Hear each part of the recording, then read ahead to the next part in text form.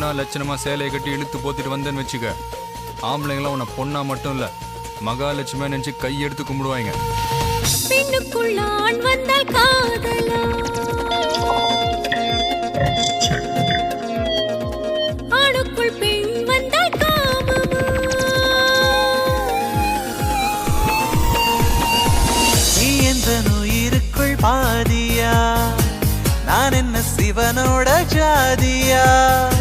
மனசுக்குள் பூ பூக்கும் நேரம் தானும், சுவாசத்தில் உன் வாசம் தானும்.